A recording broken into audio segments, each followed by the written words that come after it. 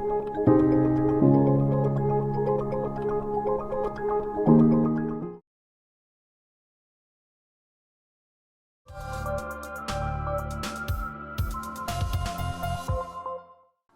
मैं हूँ राशि सहाय और आप देख रहे हैं मेडिसर्कल।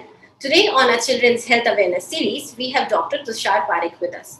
Dr. Tushar Parikh, Motherhood Hospital Pune में एक पीडियाट्रिशियन एंड न्यूरोटोलॉजिस्ट हैं और वे पिछले 22 सालों से उन्हें पीडियाट्रिशियन और न्यूरोटोलॉजिस्ट में काम करने का एक्सपीरियंस है।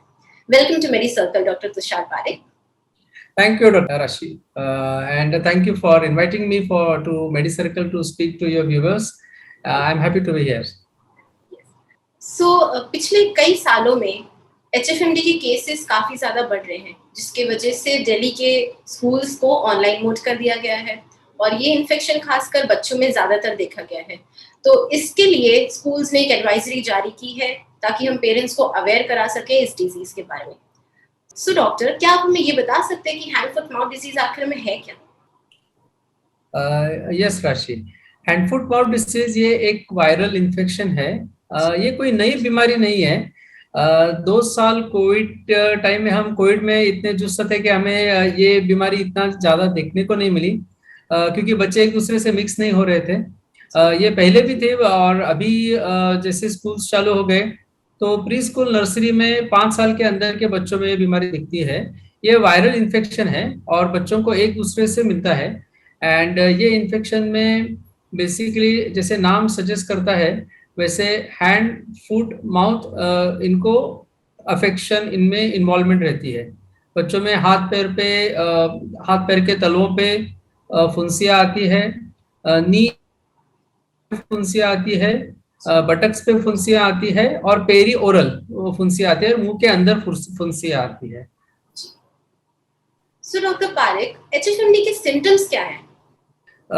Hand foot mouth disease basically बच्चों में 5 साल 6 साल के अंदर के बच्चों में दिखता है और उसमें सिम्टम्स शुरुआत में बच्चों को हल्की सी सर्दी, हल्का सा बुखार चालू होता है। एंड जनरली ऐसे बच्चों में मुंह के अंदर छाले आना सेकेंड डे थर्ड डे दिखता है और उसके बाद second day and third day बच्चों में हाथ पैर एल्बो नी यहाँ पे रैशेस आना चालू हो जाता है। ये rashes small 3 millimetre 2 to 3 millimetre size के रैशेस रहते हैं, रेड कलर के रैशेस रहते हैं और बहुत सारे बच्चों में वो रैशेस में ब्लिस्टर्स मीन्स पानी भर जाता है। एक एक करके रैशेस अगले 2 या 3 दिन में पूरे शरीर पे फैल जाते हैं, लेकिन उनका concentration palm sole, knee elbow, buttocks and perioral area में ज्यादा रहता है। जनरली बच्चों में मुंह के अंदर भी इसकी वजह से फुंसियाँ आ जाती है, सॉफ्ट पैलेट थ्रोट पे और टंग के ऊपर, तो उसकी वजह से उनको रेडनेस और पेन बहुत ज्यादा रहता है मुंह के अंदर। तो ऐसे बच्चे स्वेलोइंग उनको बहुत दिक्कत रहती है, तो ऐसे बच्चे खाना छोड़ देते हैं। बहुत सारे बच्चे हमारे पास आते हैं कि बच्चे को थोड़ा बुखार है और बच्चे ने खाना छोड़ दिया है, तो हम मुंह के अंदर देखते हैं तो वहाँ फुंसियाँ दिखती है। तो ये हैंड फुट माउथ डिसीज की शुरुआत रहती है। हाथ पैर पे फुंसियाँ दूसरे या तीसरे दिन आती है। तो ये प्राथमिक सिम्टम्स है। कभी कभी बुखार बहुत ज्यादा बढ़ जाता है और बुखार के कारण पेरेंट्स लेके आते हैं, लेकिन ब्लिस्टर्स जो है वो सेकेंड या थर्ड डे आते हैं। तो हमें ये याद रखना जरूरी कि फुंसियाँ कभी कभी सेकेंड या थर्ड डे आती है। जी डॉक्टर, तो डॉक्टर हम जानना चाहते हैं कि क्या ये HFMD कंटेजियस है? या हैंड फुट माउथ डिसीज ये एंटेरोवायरस फैमिली में जो वायरस है कॉक्सेकी वायरस, ये कॉक्सेकी वायरस की वजह से होता है। एंड कॉक्सेकी वायरस बच्चों को एक दूसरे से फैलता है। तो ये बहुत कंटेजियस है। जैसे बच्चे क्लोज प्रॉक्सिमिटी में रहते हैं प्री स्कूल नर्सरी में, तो एक दूसरे को ये बीमारी इजीली स्प्रेड हो जाती है। इन्फेक्टिविटी रेट रफली 50% है, लेकिन बच्चे जो क्लोज प्रॉक्सिमिटी में रहते हैं उनमें थोड़ा सा ज्यादा है। ये जो बीमारी है क्योंकि ये लेस देन 5 to 6 ईयर्स के अंदर बच्चों में होते हैं, कभी कभी 7 या 8 साल तक भी दिखती है, लेकिन उससे ज्यादा बड़े बच्चों में नहीं दिखती है। और ये बीमारी फैलती कैसी है? तो ये एंटेरोवायरस ग्रुप के जो वायरसेस है वो फीको ओरल रूट, इसका मतलब बॉडी सिक्रीशंस, फीसेस उससे स्प्रेड होता है। इसलिए बच्चों में हैंड वॉशिंग प्रॉपर रखना बहुत जरूरी है। और उसके अलावा जो ब्लिस्टर्स आते हैं, वो ब्लिस्टर्स में सिक्रीशंस रहते हैं, वो सिक्रीशंस के थ्रू भी ये बीमारी फैल सकती है।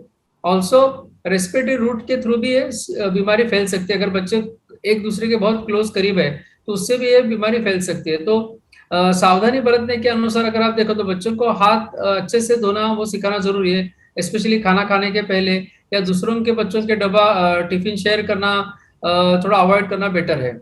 जी जी डॉक्टर, तो जो बच्चे जो एचएफएमडी से सफर कर रहे हैं उनमें क्या कॉम्प्लिकेशंस दिख जाते हैं? हाँ, एक बात अच्छी HFMD के जनरली ज्यादा कोई कॉम्प्लिकेशंस ये बीमारी से होते नहीं है और सब बच्चे अच्छी तरह से ठीक हो जाते हैं, तो पेरेंट्स ने पैनिक होना नहीं चाहिए। HFMD में जो है एक दो तीन प्रकार के हम कॉम्प्लिकेशंस कॉमनली देखते हैं। नंबर वन कॉम्प्लिकेशंस की कभी कभी बुखार बहुत ज्यादा तेज आ जाता है कुछ बच्चों में, जी और अगर ये 3 या 4 साल के अंदर के बच्चों में बुखार बहुत काफी तेज आ गया तो बुखार की वजह से बच्चों में फिट्स वगैरह आते हैं, फिट्स आते हैं। तो जो हम फेब्राइल सीजर्स बोलते हैं, वो फेब्राइल सीजर्स कभी कभी दिखते हैं। ये हैंड फुट माउथ डिसीज का कॉम्प्लिकेशन मैं नहीं कहूंगा, ये कॉम्प्लिकेशन हाई फीवर होने की वजह से बच्चों में कॉमनली दिखता है। और ऐसे बच्चों में कभी कभी सेकंड डे थर्ड डे फिर ब्लिस्टर्स आते हैं, फिर हमें पता चलता है कि हैंड फुट माउथ डिसीज की वजह से बुखार था और उसकी वजह से बच्चों को फिट है। दूसरी कॉमन कॉम्प्लिकेशन जो हम देखते हैं कि बच्चों में मुंह के अंदर जब अल्सर्स आ जाते हैं तो उसकी वजह से वहां पे स्वेलिंग रेडनेस बहुत ज्यादा रहता है। जी तो ऐसे बच्चे सलाइवा भी swallow करते समय उनको बहुत दर्द होता है, तो उनको सलाइवा बाहर आता है। और ऐसे बच्चे फिर कभी कभी खाना बिल्कुल ही छोड़ देते हैं, और ऐसे वजह से उनको फिर डिहाइड्रेशन होता है और बहुत ही वीक हो जाता है। तो ये dehydration is one of common complications because of hand foot mouth disease, और जिसकी वजह से कभी कभी उनको एडमिट करना पड़ता है। और वेरी रेयरली, जैसे अगर लिटरेचर में डिस्क्राइब किया गया है कि ये जो वायरस है एंट्रोवायरस, ये वायरस कभी कभी बच्चों के ब्रेन को भी इन्फेक्ट कर सकता है, और जिसकी वजह से बच्चों को सीरियस बेहोशी फिट्स ऐसा आने के चांसेस रहते हैं। लेकिन डरने की बात नहीं है, क्योंकि ये बहुत बहुत बहुत ही रेयर है ब्रेन का इन्फेक्शन होना और जिसकी वजह से बच्चे बेहोश होना, ये बहुत ही रेयर है। तो इसलिए हम ज्यादा ये बताते भी नहीं क्योंकि इतना रेयर है ये। लेकिन कॉमन कॉम्प्लिकेशन जो मैंने आपको दो बताए, एक तो फीवर ज्यादा बढ़ने नहीं देना है, ज्यादा बढ़ गया तो उनको फिट्स आने के रिस्क है। और दूसरा है उनका फूड इंटेक जो है वो कभी कभी बहुत कम हो जाता है, और बहुत ही कम हो गया फूड एंड वाटर इंटेक, तो जिसकी वजह से उनको कभी कभी एडमिट करने की नौबत आ सकती है। इसलिए उनका बच्चों को जितना पॉसिबल है उतना लिक्विड्स जो वो खाए, उतना थोड़ा सा ठंडा भी देंगे तो भी चलेगा, लेकिन स्पाइसी ऑयली और जिसमें ज्यादा नमक है वो चीजें नहीं दे सकती, क्योंकि वो गले को ज्यादा उनको दर्द पहुंचाएगी। जी जी डॉक्टर, इसका ड्यूरेशन कितना रहता है, मतलब ये डिजीज जो है कितने समय तक रह सकती है? ये जो बीमारी है 7 to 10 डेज रहती है जनरली। ये बच्चों में पहले दिन बुखार, पहले 2 या 3 दिन बुखार रहता है, थोड़ी सर्दी थोड़ा खांसी 2 या 3 दिन रहती है, और जैसे सेकेंड डे थर्ड डे पे मुंह के अंदर एंड बॉडी के ऊपर रैशेस आना चालू हो जाते हैं। ये रैशेस 2 या 3 दिन तक बढ़ते हैं। ब्लिस्टर्स आते हैं, पानी भरी हुई ब्लिस्टर्स आते हैं, और वो ब्लिस्टर्स कभी कभी बहुत ज्यादा आते हैं, और उसके बाद वो 2-3 दिन स्टेबलाइज होते हैं, फिर न्यू रैशेस नहीं आते, और उसके बाद जो ब्लिस्टर्स रहते हैं उसके ऊपर ब्लैक कलर के स्कैब्स आ जाते हैं, और वो scabs generally by 7 to 10 days वो फॉल ऑफ हो जाते हैं। तो जनरली ये बीमारी रफली अबाउट 7 to 10 डेज रहती है। जो बच्चों को ये बीमारी होती है हम उनको बोलते हैं कि जब तक वो पूरी स्कैब्स ब्लैक ना हो जाए तब तक उनको स्कूल में वापस नहीं भेजना है। जनरली 7 to 10 डेज उनको हम स्कूल से छुट्टी लेने की सलाह देते हैं। जी, डॉक्टर, इस डिजीज से हम कैसे बच सकते हैं, मतलब इसके कोई प्रिवेंटिव मेजर्स? या अभी ये बीमारी का जैसे मैंने कहा बच्चों में होते हैं और बच्चों को एक दूसरे से फैलती है, तो ये जनरली एज अ पेरेंट्स हमें एक ख्याल रखना है कि अगर अपने बच्चे को कोई भी इसके सिम्टम्स दिखे तो हमें वो बच्चों को स्कूल नहीं भेजना चाहिए, क्योंकि ये बीमारी इजीली दूसरे बच्चों को स्प्रेड हो जाती है।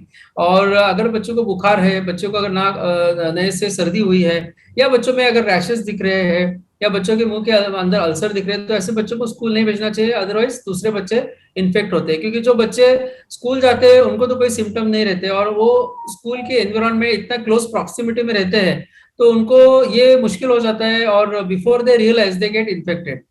और दूसरी बात है अपने बच्चों को हमें हैंड हाइजीन, हैंड अच्छी तरह से धोना, और खाना खाते समय खाने के पहले हैंड धोना, ये इसका महत्व उनको समझाना बहुत जरूरी है।